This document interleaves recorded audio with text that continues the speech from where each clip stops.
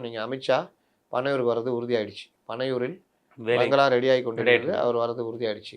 அப்போ அவர் வந்து உக்காடுறாரு இந்த பியூஷ் கோயல்.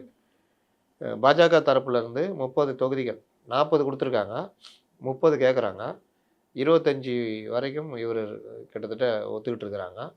அதில் இந்த ஏசி சண்முகம் அந்த மாதிரி கட்சிகள் வந்துடும்.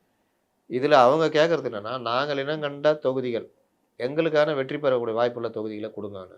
அவர் எடப்பாடி என்ன சொல்லியிருக்காருன்னா, அதற்கான தொகுதிகளை நான் பெரும்பாலும் ஒதுக்க பார்க்குறேன்.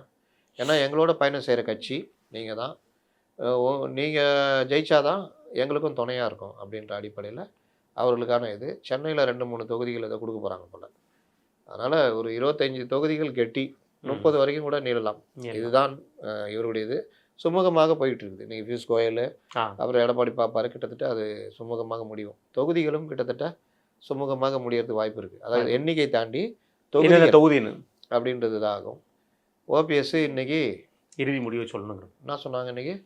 நிர்வாகிகளுடன் உட்லாண்ட்ஸ் ஹோட்டலில் கலந்த ஆலோசனை. ஏங்க அவர் தங்கிக்கிறது உட்லாண்ட்ஸ் ஹோட்டலு. டெய்லி வந்து பார்க்குறவன் நிர்வாகி.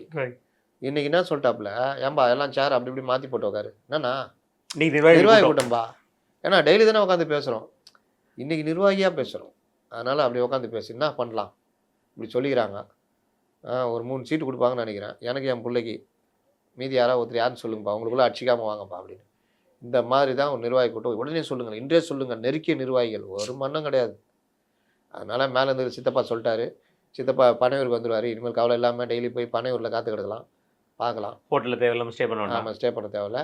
அதே மாதிரி பெரியப்பா ஜனவரியில் வரும்போது இந்த தடவை அதிமுக கூட்டணி அண்டினா பக்கத்துலேயே ரூம் போட்டுடலாம், பிரச்சனை இல்லை அப்படின்னு. அப்போ இந்த மாதிரி விஷயங்கள் வந்து ஓபிஎஸ் தரப்பில். என்டிஏ இவர் டிடிவி நான் கேட்டதுக்கு அவர் தலையில் அவரே மண்ணலி போட்டுக்கிறாருங்க. அவனை குண்டு வச்ச அண்ணாமலையாலே குண்டு எடுக்க முடியலையா, அந்த அளவுக்கு அவர் போயிட்டு இருக்காரு. நீங்கள் சொல்லியிருக்காருண்ணே 7 சீட்டு எனக்கு கொடுக்குன்னு சொன்னாங்களா? யார் சொன்னா? அது வளர்ந்தீங்க.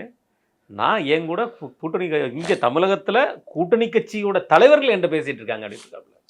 அது யார் யார் அப்படின்னு தெரில. ஒன்று முதல்வர் ஸ்டாலின் அவர்கள், இன்னொன்று எடப்பாடியார் அவர்கள், 3வது யாருன்னு தெரிலண்ணே. அது விஜய் இது வரைக்கும் அவங்கள்ட்ட ஆரம்பிக்கல, எதுவுமே பண்ணல, எதுவுமே பேசலை. அது உறுதி. ஏன்னா அவங்களே முதலாளி கம்பெனி அங்கே சேரலான்னு இருக்குது. அப்படி அப்புறம் இந்த கம்பெனி, அதனால் இதாகாது. இதுதான் நிலைமை.